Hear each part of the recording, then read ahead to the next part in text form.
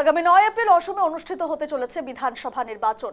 এবার এক দফাতেই নির্বাচন সম্পন্ন করার সিদ্ধান্ত নিয়েছে নির্বাচন কমিশন। সেই অনুযায়ী আগামীকাল অর্থাৎ 7 এপ্রিল বিকেল 4টা থেকে বন্ধ হয়ে যাবে সমস্ত নির্বাচনী প্রচার।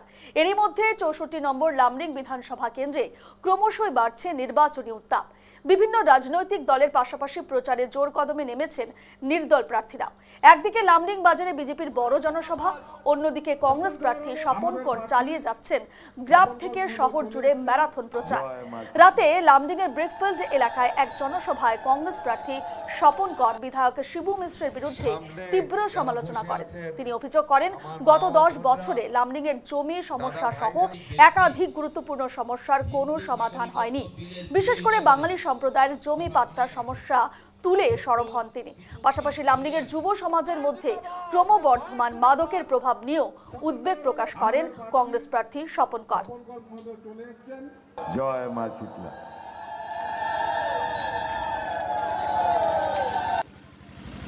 সামনে যারা বসে আছেন আমার মা ও বোনরা, বাইরে থেকে দিল্লি থেকে এসে লামডিং এর সমস্যা সম্পর্কে কি বলবে, গুয়াহাটি থেকে এসে লামডিং এর সমস্যা সম্পর্কে কি বলবে?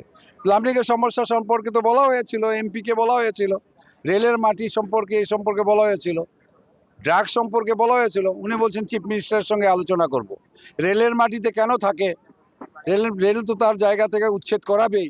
এগুলো যদি একটা জনপ্রতিনিধির কথা হয়, সেই স্টাম্প ক্যাম্পেনারে এসে কি বলবে? কোনো নীতির কথা তো উনি বলবেন না। বাঙালিদের জন্য কি করবেন এই কথাটা বলতে হবে। লামডিং এর যে অপশাসন, সেখানে অনেক ধরনের জমি অনেকের দখল হয়েছে। আমি জানি লামডিংকে সিটি অফ পিস বলা হয়, কিন্তু শান্তি শুধু মানুষের নাম, কিন্তু সিটি অফ পিস যেটা বলছে সেটা সম্পূর্ণ ভুল। তো লামডিং অনেকের জমি দখল হয়েছে, আমার কাছে অনেক প্রমাণ আছে, যদিও এখানে আমি বলছি না। আমার হাতে নাতে কিছু প্রমাণ আমার কাছে আছে, আমি হয়তো কিছু সাহায্য করেছি। যাই হোক, তো লামডিং এর অবস্থা ভীষণ খারাপ। এবার কিন্তু লামডিং এ ক্ষোভের বহিঃপ্রকাশ ঘটবে লামডিং এ, এটা আশা করছি আমাদের যে প্রার্থী স্বপন কর জয়ী হয়ে। ভাইরা, ব্যক্তি